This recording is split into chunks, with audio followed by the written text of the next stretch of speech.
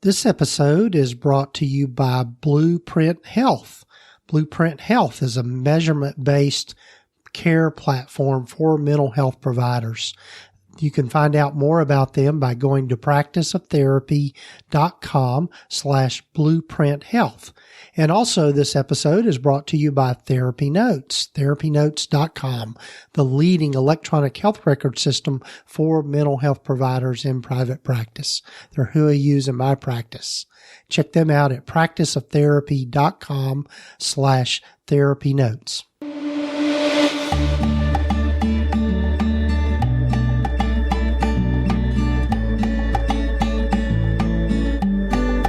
Hello, I'm Gordon Brewer, and welcome to the Practice of Therapy podcast, where we explore the business and clinical sides of running a private practice.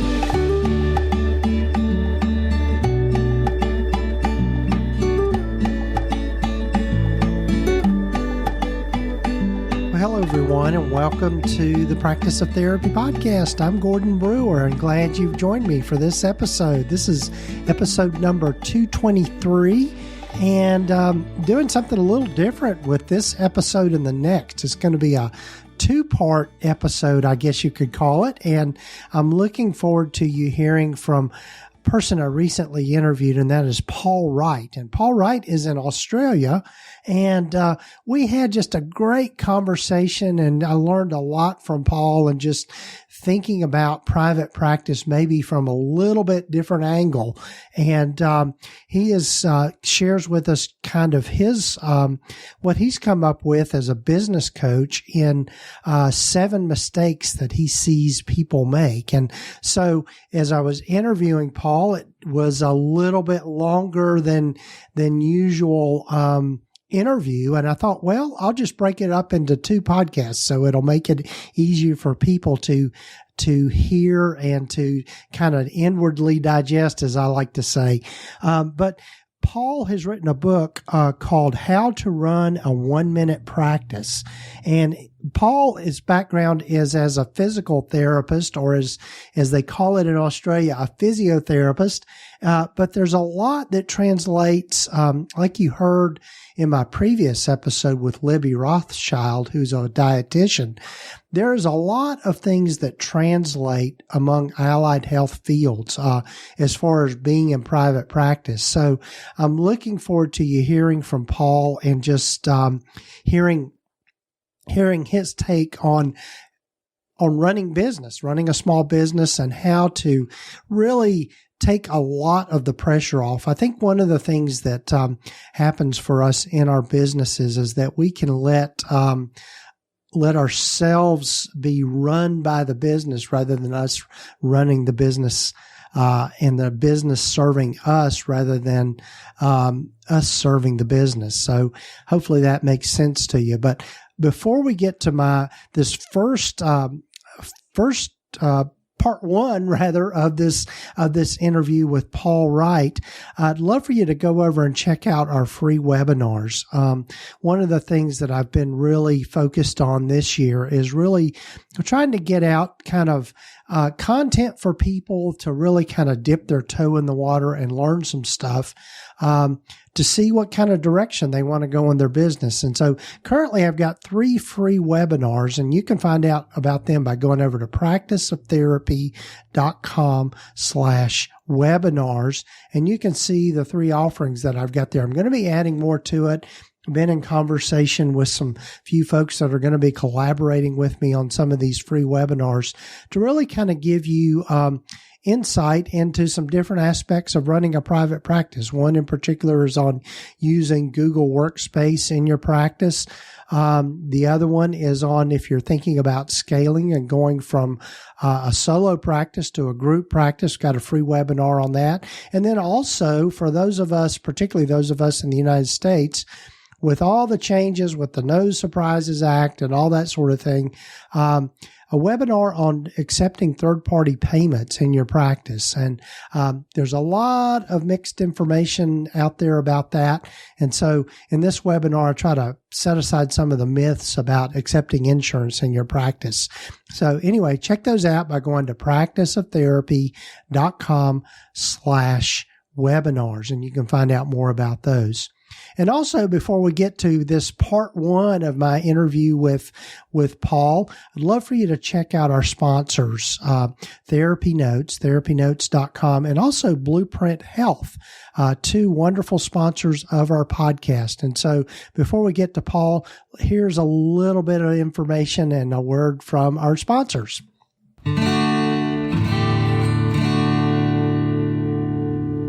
As your practice grows, the systems and processes you have in place will keep your practice running smoothly.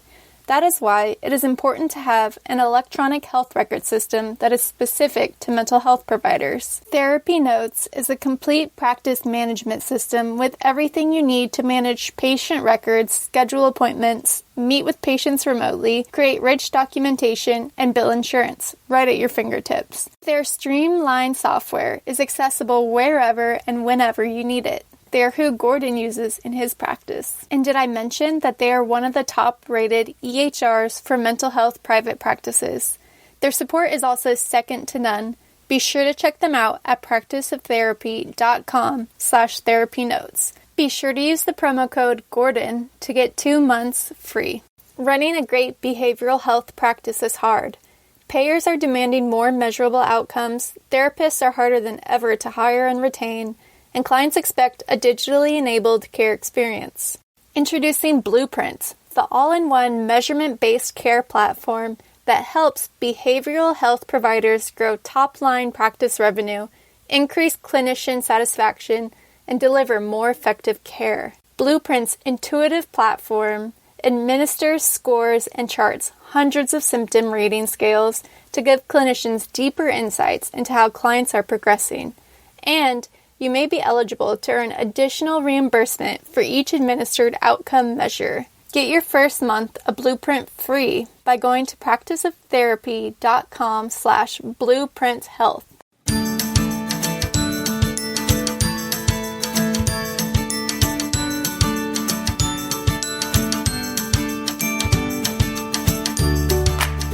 Well, hello, everyone, and welcome again to the podcast. And I'm happy for you to get to know Paul Wright. And Paul is on the opposite side of the world from me. So, Paul, good morning to you. Great to be here, Gordon. I'm excited to speak to your great audience. Yes. And Paul and I met online. Paul had reached out to me to be on his podcast, which I'll let him tell a little more about that. But Paul, as I start with everyone, why don't you tell folks a little bit about your journey and how you've landed where you've landed? Okay. Well, I am small country town, Western New South Wales, Australia, was where I grew up. And in those towns, Gordon, there was no physios. There was a doctor, but there was a dentist, but there was no one else. So what does a young kid in the country, Australia, and the outback, as you guys will talk about, want to do? He becomes a physical education teacher because I loved sport and that was kind of all you did. So I went to Newcastle University and studied a physical education course. But I think like most people on this call, I think I realized pretty early I had an entrepreneurial streak, Gordon, and I don't think I could work for myself as a long-term teacher. So I actually came across a physiotherapist at a party once, and I didn't even know what a physio was, Gordon. Mm-hmm. And injuries, anatomy, physiology. Oh, this is right up my alley.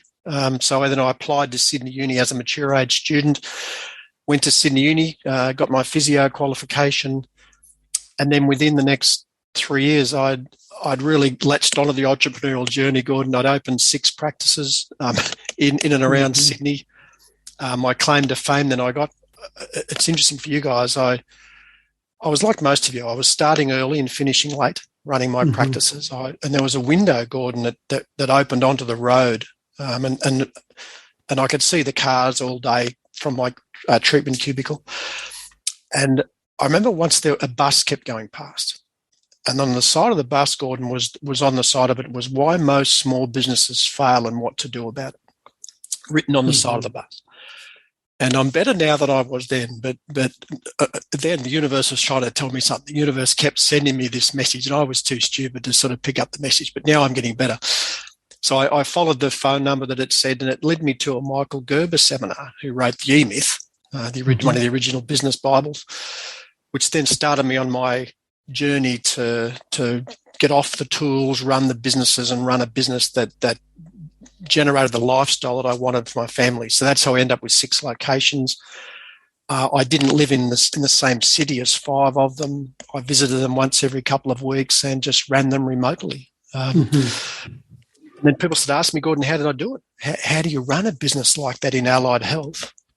So then I started mentoring other business owners, which led to us creating the programs that we run now, Practiceology, and we then wrote the book, How to Run a 1-Minute Practice, which was all the learnings that I got from that whole experience. And here we are 20 years later still doing it. So it's been a great ride. And I think my claim to fame, though, Gordon, above everything, was that I was able to spend so much time with my family. I got 4 daughters, and my beautiful wife, Helen, who's the love of my life for 30 years, we didn't miss anything. We were at every sports carnival, every event. And I laugh with Helen sometimes. One time, my daughter's primary school teacher called me aside and he said, Paul, are you a drug dealer? Like, he just wasn't sure what I was doing. He said, why are you you're at everything?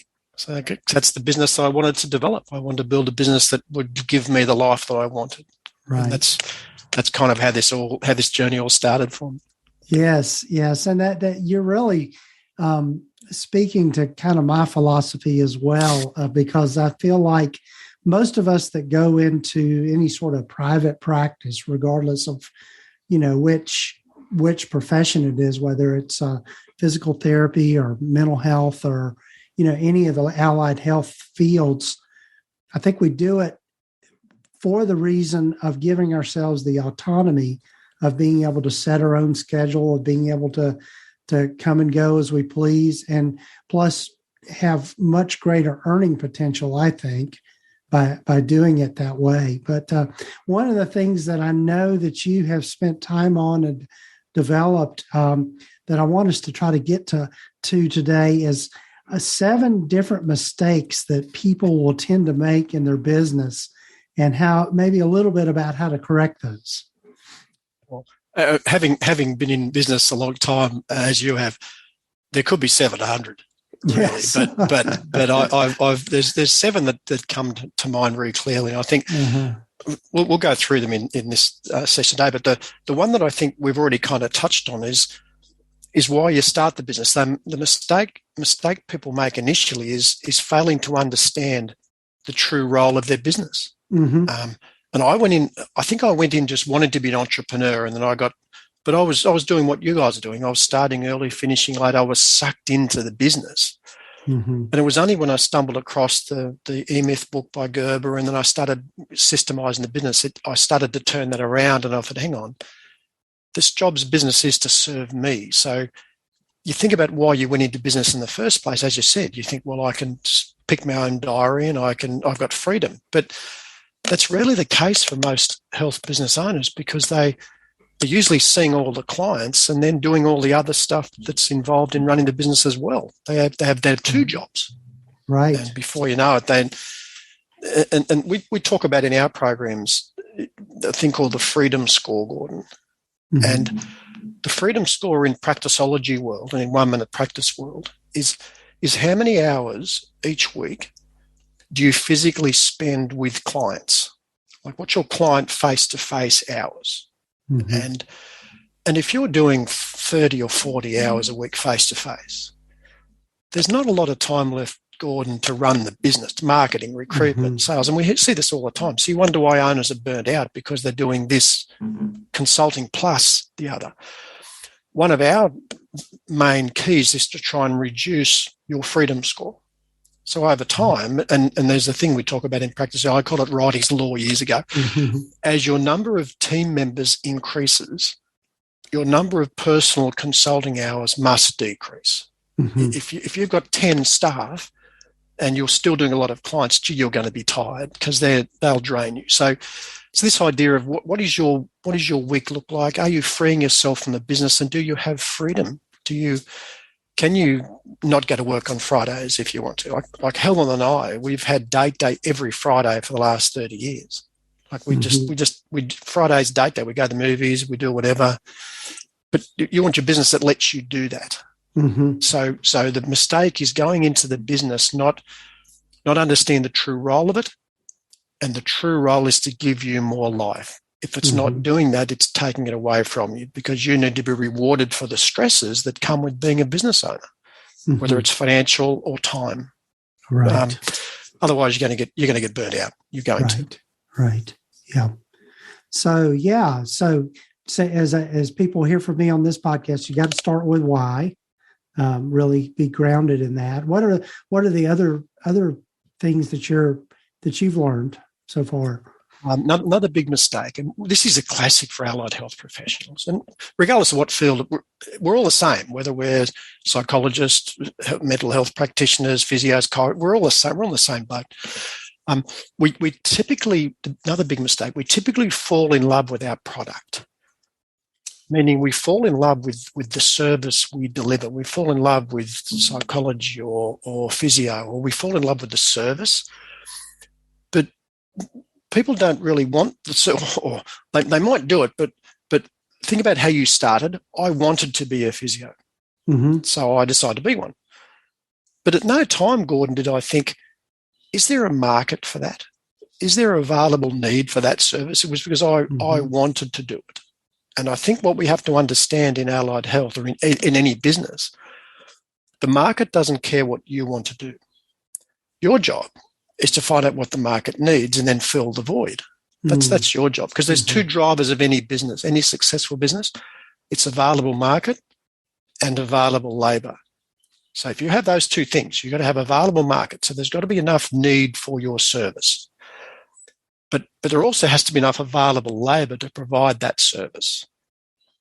Think about the example. Say you've opened a mental health practice in the middle of Australia. Big place, Australia. Out there. Now, there might be a few people out there that need that, so there might be market. But your chance of getting available labor to fill that is going to be difficult. So you've got a difficult business to fill there. These days, you can probably do it more remotely, so there's an opportunity. But you've got to have those two things. So don't fall in love with what you do. Fall in love with what the market needs. Right. I could have a passion, Gordon, for treating elbow pain in one-arm golfers.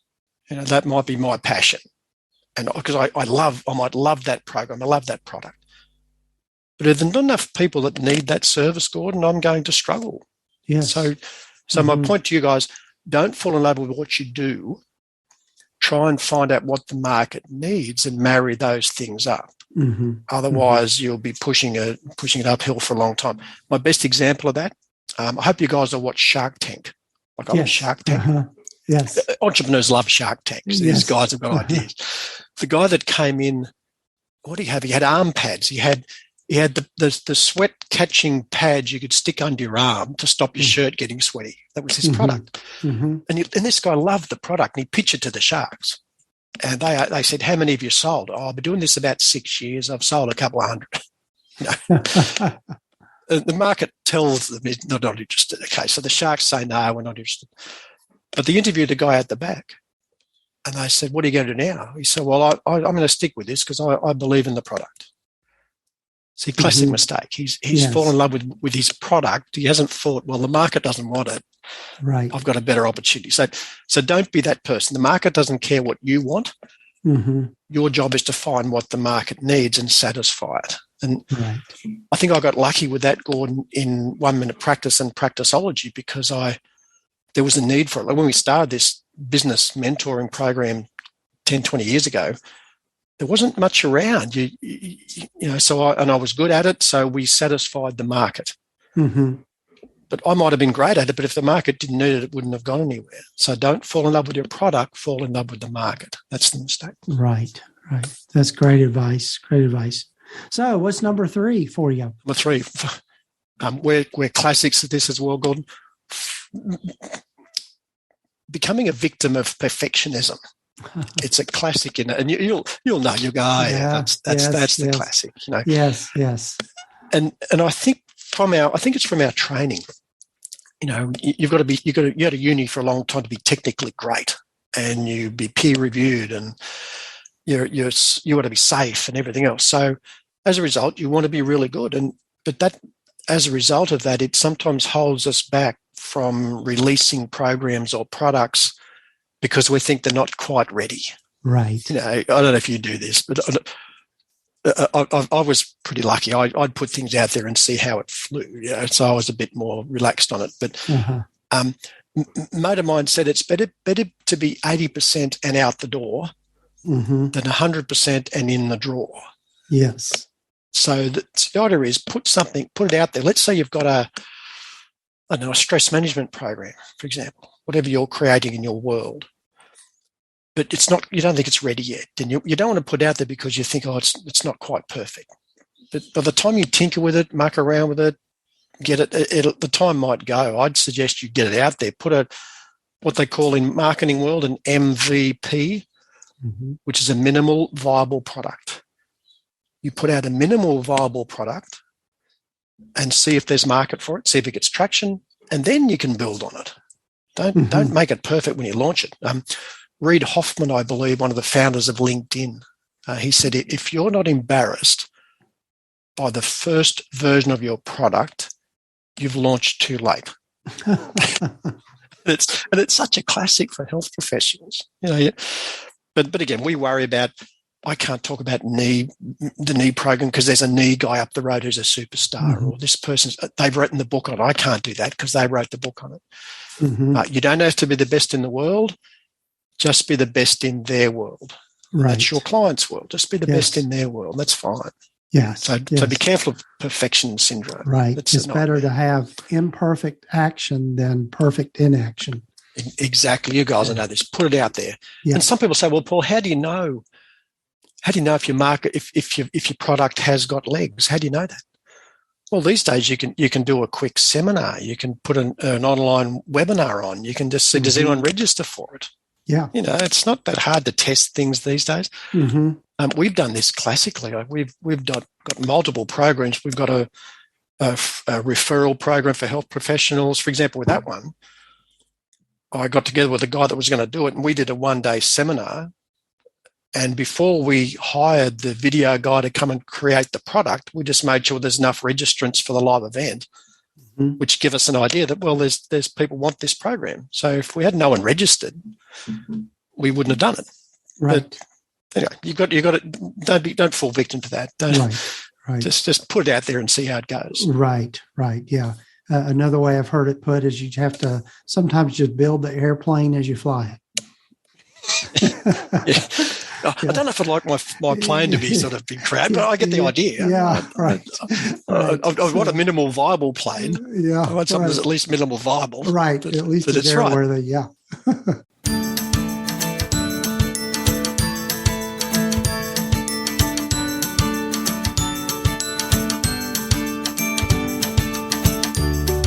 Well, folks, thanks for listening to this first part of my interview with Paul Wright. Be sure and stay tuned to next week to get to hear part 2 where we continue our conversation. But, one of the things that I think we can do in our practices is make things overly complicated. And I think one of the things that I think sometimes we do, particularly in our field, we do maybe too much by feel rather than really looking at the data. And so I think this is kind of alluding to what Paul is talking about, is to be able to test out what people want from us and need from us in our practices. Particularly if you think about our niches, being able to kind of test out what niches, when I think thinking about niching down in our practices is that you, number one, you do something that you're passionate about and something that you enjoy doing. But number 2 is just putting stuff out there that that people are interested in getting help with or that they want help with. And so that's kind of where we're going with this. And just in this first part is just thinking about how you test things out or test products out or test services out, is just put it out there. And it's kind of like throwing spaghetti at the wall. If it sticks, then, you've got a good thing. But, again, hopefully this is good at giving you a lot of food for thought and just thinking about running a business and how all of this applies in running private practice. So stay tuned for part 2, which will be out next week in episode 224. And you'll get to hear more of my conversation with Paul Wright.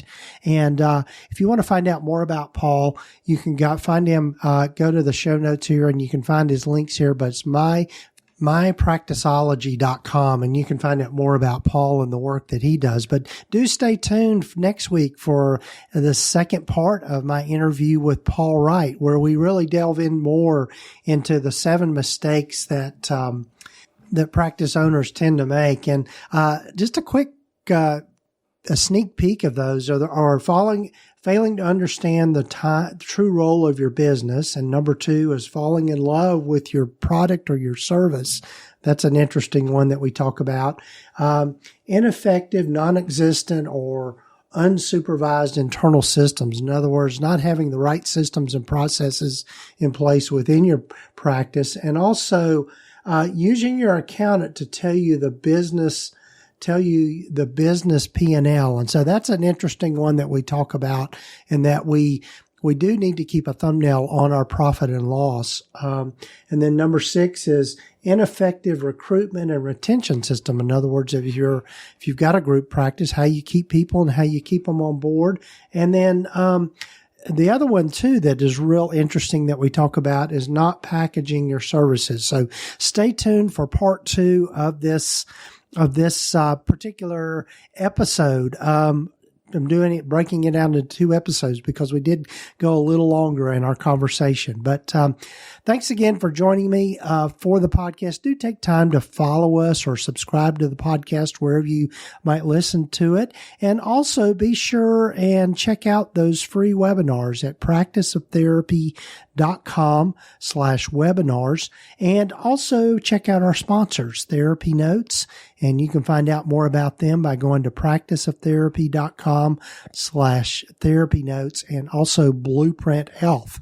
And you can find out more about them by going to practiceoftherapy.com/Blueprint Health. So take care, folks, and we'll be talking to you next week.